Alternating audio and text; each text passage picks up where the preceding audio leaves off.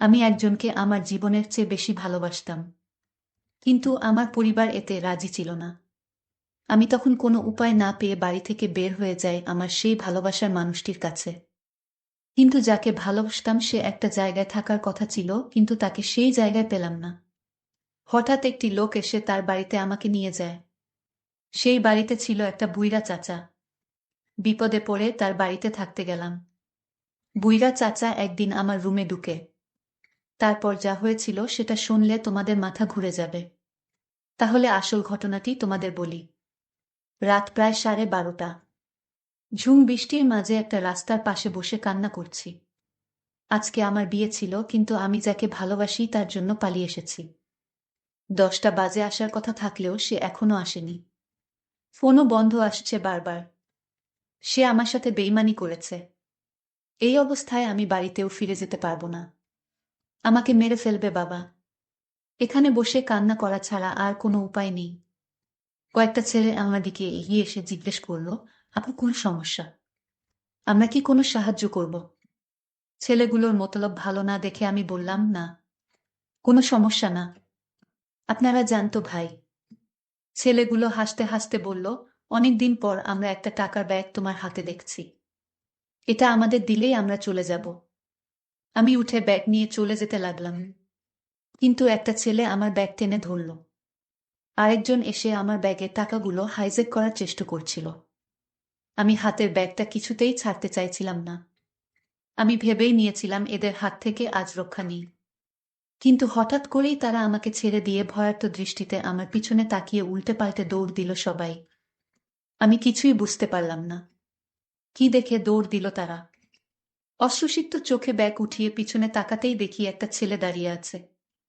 রোগা পাতলা গঠন, চেহারা তা দেখে মনে হয় রক্তশূন্যতায় ভুগছে। আমি ভাবলাম হয়তো কোনো বকাটে ছেলে হবে, তাই তাকে পাশ কাটিয়ে চলে যাচ্ছিলাম। জানি না কোথায় যাব। হঠাৎ সে আমাকে ডাক দিল, এই পাকনি, এত রাতে এখানে কি করছো তুমি? আমি থমকে দাঁড়িয়ে গেলাম। তার কণ্ঠটা এত ভারী যে আমার হৃদয় পর্যন্ত কাঁপিয়ে দিয়েছে। আমি বললাম, সেটা আপনার না জানলেও চলবে। আমাকে আমার মতো যেতে দেন। ছেলেটা বলল, এই জায়গাটা ভালো না। কোথায় যাবে তুমি? আমি তোমাকে পৌঁছে দেই। তাছাড়া আমি না থাকলে তো ওই ছেলেগুলো এতক্ষণে তোমার অনেক টাকার ব্যাগটা ছিনতাই হয়ে যেত। আমি এবার হাসতে হাসতে বললাম, তার মানে ছেলেগুলো আপনাকে দেখে পালিয়েছে? আপনার এই ভাঙা চেহারা দেখে? যাক, মজা ভালোই করতে পারেন। ছেলেটা আর কিছু বলল না। মুখে শুকনো একটা হাসি দিয়ে চলে যেতে লাগলো। আমি কি মনে করে যেন তাকে ডাক দিলাম, ভাইয়া দাঁড়ান একটু, আমি খুব বিপদে পড়েছি। সে দাঁড়াল। আমি তার কাছে গিয়ে সবকিছু খুলে বললাম।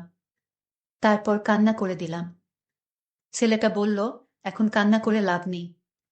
আগে ভাবার দরকার ছিল তুমি কার জন্য বাড়ি ছেড়ে চলে আসছো। এখন আমি করতে পারি তোমার জন্য।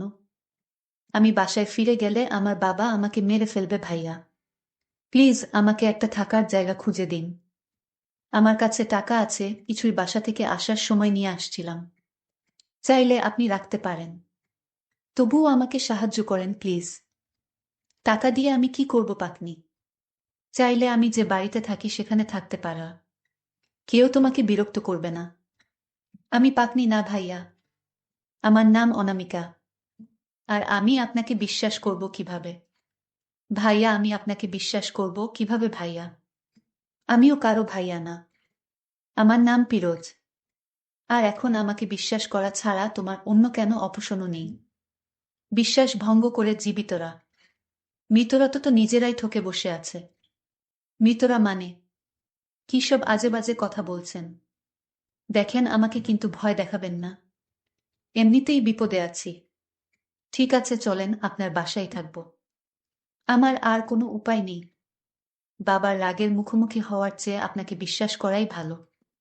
ছেলেটা আবার একটা অদ্ভুত হাসি দিয়ে হাঁটতে লাগলো। আমিও ব্যাগ কাঁধে নিয়ে তাকে অনুসরণ করতে লাগলাম। আশ্চর্যের ব্যাপার হলো, আমি যত দ্রুতই হাঁটছি না কেন পিরোজকে ক্রস করতে পারছি না। সে আমার কয়েক কদম আগেই থাকে, অথচ সে আমার চেয়েও অনেক আস্তে হাঁটছে। ব্যাপারটা অদ্ভুত হলেও ততটা মাথায় নিলাম না। আচ্ছা পিরোজ ভাইয়া, আপনি কি বাসায় একাই থাকেন নাকি ফ্যামিলির সাথে থাকেন? আপনার মা বাবা কিছু বলবে না আমাকে নিয়ে গেলে? আজ 7 বছর যাবৎ আমি একাই থাকি। আমার কোনো ফ্যামিলি নেই। বাসায় শুধু একজন বৃদ্ধ চাচা থাকে বাড়ি দেখাশোনা করার জন্য। এবার আমার মনে একটু খটকা লাগলো, একটু ভয়ও করছে। একা থাকে সে। বুড়া লোকটা আমার ক্ষতি করবে না তো? এক মনে বলছে তাকে বিশ্বাস না করি, আরেক মনে আবার এখন তো আমার যাওয়ার অন্য জায়গা নেই। দেখি না গিয়ে কি হয়। টিভিতে রেসলিং দেখে অনেক টেকনিক শিখছি। আমায় ক্ষতি করার চেষ্টা করলে রেসলিং দেখিয়ে দিব। ছেলেটা আমাকে অবাক করে দিয়ে হাসতে হাসতে বলল, রেসলিং ছোটবেলা আমিও অনেক দেখেছি। তবে নিশ্চিত থাকেন আমার সাথে কোনো রেসলিং দেখানোর প্রয়োজন পড়বে না। আমি অনেক ভালো ছেলে। আমি তো হয়ে গেলাম। আমি তো এগুলো মনে মনে ভাবছিলাম, তাহলে সে শুনল কিভাবে? তার এমন অদ্ভুত আচরণ আমাকে ভয় পাইয়ে দিচ্ছে। পিরোজ ভাইয়া, আমি তো এগুলো মনে মনে ভাবছিলাম, তাহলে আপনি জানলেন কিভাবে? এবার সে হাঁটা বন্ধ করে আমার দিকে তাকিয়ে বলল, ম্যাজিক। আমি এমন অনেক কিছুই জানি যা তোমরা জানো না। তবে আমি যা জানি তা দিয়ে কারো ক্ষতি করি না কখনো, আবার উপকারও করি না। এই বলে সে আবার হাঁটা শুরু করল। একবার ভাবলাম পিছন থেকে পালিয়ে যাই। ছেলেটা বেশি সুবিধার মনে হচ্ছে না। কেমন অদ্ভুত অদ্ভুত কথা বলছে। এসব ভাবতে ভাবতেই সে একটা বিল্ডিং দেখিয়ে বলল, ওই যে 4 তলা বিল্ডিংটা দেখছা, আমি ওইখানেই থাকি। তুমি যাও বাড়িতে, সেখানে সেলিম চাচাকে পাবে। তাকে গিয়ে বলবে তুমি স্টুডেন্ট, এই শহরে নতুন এসেছ, কোনো বাসা বা হোস্টেল ম্যানেজ হয়নি এখনো, আর তার হাতে কিছু টাকা ধরিয়ে দিবে। তাহলেই সে তোমাকে থাকতে দিবে। এটা কেমন কথা ভাইয়া? তার মানে কি আপনি আসছেন না আমার সাথে? না, আমার একটু কাজ আছে। কাজটা শেষ করেই আমি চলে আসব। এখন যাও তুমি। যেভাবে বললাম সেভাবেই বলো তার কাছে। এই বলে পিরোজ ভাইয়া চলে যাচ্ছে। আমি ডাকলেও সে কোনো সাড়া দিল না। কি বিপদ! এমন অদ্ভুত মানুষ আমি জীবনেও দেখিনি। ততক্ষণে প্রায় সকাল হয়ে এসেছে। কি আর করার, দেখি গিয়ে বাসায় জায়গা হয় কি না তার কথা মতো। এসব চিন্তার মাঝে ভুলেই গিয়েছিলাম আমি একজনের জন্য বাড়ি ছেড়ে এসেছিলাম। মনে পড়তেই আবার কান্না চলে আসলো। কি করলাম আমি এটা? কয়দিন এভাবে লুকিয়ে থাকব? আমার কি কখনো আর বাড়িতে ফেরা হবে না? বাবার রাগকে অনেক ভয় পাই। বাবা সত্যিই আমাকে মেরে ফেলবে বাসায় ফিরলে। ভাবতে ভাবতে ওই বাসার সামনে চলে আসালাম। দেখলাম একজন বৃদ্ধ লোক সাদা পাঞ্জাবি গায়ে ছাদে দাঁড়িয়ে আছে। আমাকে নিচে দাঁড়িয়ে থাকতে দেখে সে কিছুক্ষণ পর নিচে আসলো এবং জিজ্ঞেস করল, কে তুমি? এত সকালে এখানে দাঁড়িয়ে আছো কেন? একবার ভাবলাম পিরোজ ভইয়ার কথা বলবো, যে উনি আমাকে পাঠিয়েছে, কিন্তু কি মনে করে যেন বললাম না। আমাকে চুপ থাকতে দেখে আবার জিজ্ঞেস করল একই কথা। তখন আমি পিরোজ ভাইয়ার শিখিয়ে দেওয়া কথাগুলো বললাম। উনি বললেন, দেখো মা, বাসাটা খালি পড়ে আছে মানে যে কাউকে থাকতে দিব এমনটা না। এই বাড়ির মালিক আমাকে বাড়ি দেখাশোনার দায়িত্ব দিয়ে অন্য কোথাও থাকে। সে যদি জানতে পারে আমি কাউকে বাসায় থাকতে দিয়েছি, তাহলে সমস্যা হয়ে যাবে। আমি বুঝতে পারলাম সে টাকা চাচ্ছে। আমি ব্যাগ থেকে এক মুঠে কিছু টাকা বের করে উনার হাতে দিলাম। এরপরে তার সুর পাল্টে গেল এবং বলল, ঠিক আছে, তুমি একা একটা মেয়ে, বিপদে পড়েছ, তাই তোমাকে থাকতে দিচ্ছি। কিন্তু একটা শর্ত আছে, কখনো ছাদে যাওয়া যাবে না। আমি বললাম, ঠিক আছে, ছাদে যাব না। আমাকে আমার রুমটা দেখিয়ে দিন দয়া করে। অনেক ক্লান্ত আমি, একটু বিশ্রাম নিতে হবে। উনি আমাকে নিয়ে 2য় তলার রুমটা দেখিয়ে চাবি দিয়ে বললেন, এই রুমেই থাকতে পারো তুমি, আর মনে রেখো ছাদে যাওয়া যাবে না। তারপর উনি চলে গেলেন। আমি ব্যাগটা পায়ের কাছে রেখে চাবি তালাতে দিলাম। মনে হচ্ছে রুমটা অনেকদিন ধরে বন্ধ পড়ে আছে, ঝংকার ধরে গিয়েছে তালায়। কিছুক্ষণ তালা চাবির যুদ্ধের পর অবশেষে তালা খুলল। আমি ব্যাগটা হাতে নিয়ে দরজা খুলতেই আমি অবাক হয়ে গেলাম। পিরোজ ভাইয়া রুমে বসে আছে। আমি হাঁ করে তাকিয়ে আছি। কিছু বলতে যাব এমন সময় সে বলল, আরে অনামিকা, আসো আসো, তোমার জন্যই তো অপেক্ষা করছিলাম। আমি আশ্চর্য হয়ে জিজ্ঞেস করলাম, আপনি এখানে? আপনি তো বাহিরে ছিলেন। আমি এখানে, তুমি আজ এই রুমে থাকবে। আমি তোমাকে রুমটা দেখিয়ে দিতেই আগে থেকে বসেছিলাম। এই রুমে কেউ থাকতো না। এই রুমটা খালি ছিল, আজ তুমি এখানেই থাকবে। আমি বললাম ঠিক আছে, আমি এখানে থাকব। তারপর ফিরোজ ভাই তার রুমে চলে গেলেন। কিন্তু আমার তো পেটে ক্ষুধা লেগেছে। আমি ফিরোজ ভাইয়ার রুমে গিয়ে বললাম, ভাইয়া একটু উঠেন তো, কথা ছিল। আমি মনে মনে ভাবছি ভাইয়া কি রাগ করে নাকি আবার। তখন আমার ডাক শুনে ভাইয়া উঠে পড়ল। আমি ভাইকে বললাম, ভাইয়া আমার পেটে ক্ষুধা লেগেছে, কিছু খাবার এনে দেন, খাবো।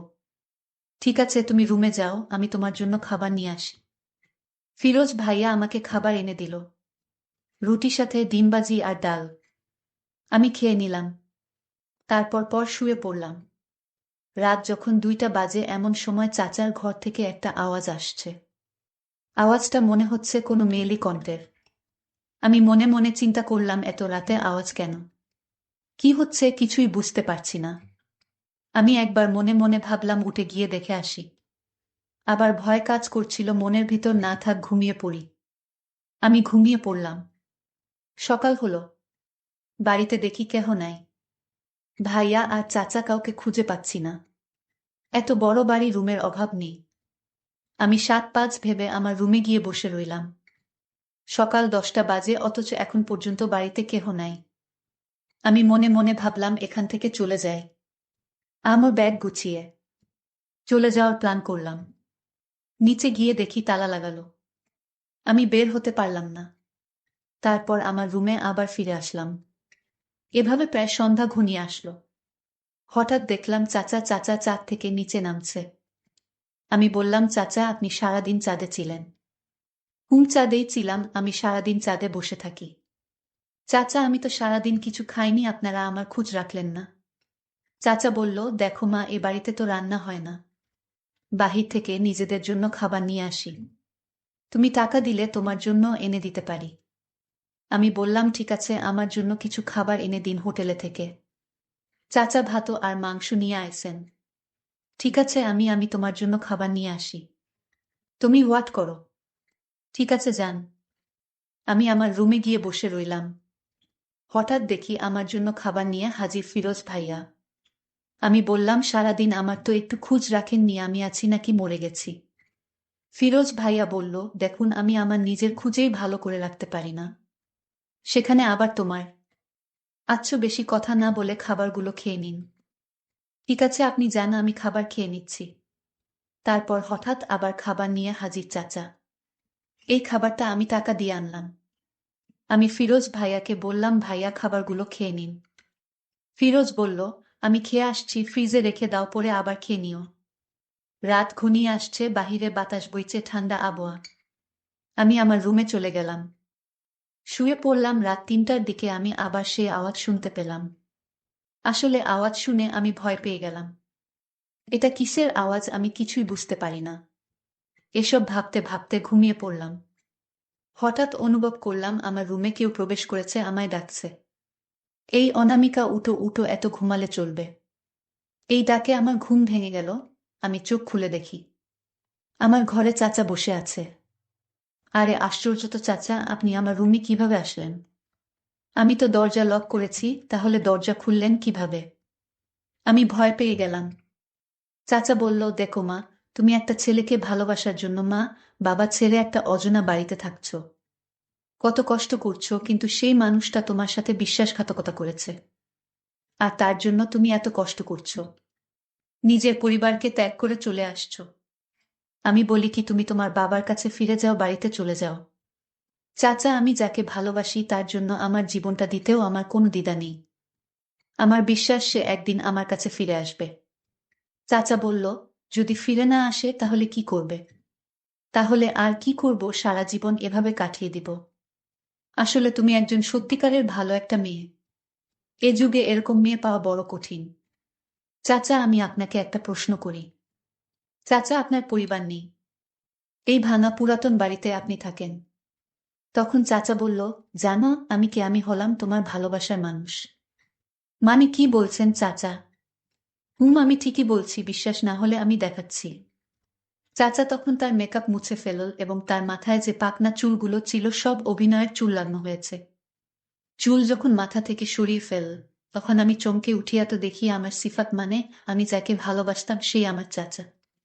মানে আমার সাথে চাচার অভিনয় করছে। আমি তাকে একটা থাপ্পড় মেরে জিজ্ঞাসা করলাম, কেন তাহলে আমার সাথে এই অভিনয় করলে, আমাকে কষ্ট দিলে? সিফাত বলল, তোমার সম্পর্কে কিছু কথা শুনেছিলাম। আমার বন্ধু বলল, এখনের মেয়েরা সত্যিকারে প্রেম করে না, যা বলে মুখে মুখে। তোমার কথাও বলেছিল তুমি আমায় নাকি সত্যি ভালোবাসো না। তখন আমার বন্ধুর সাথে বাজি ধরে বললাম, দেখতে চাস আমার অনামিকা আমার জন্য কি করতে পারে?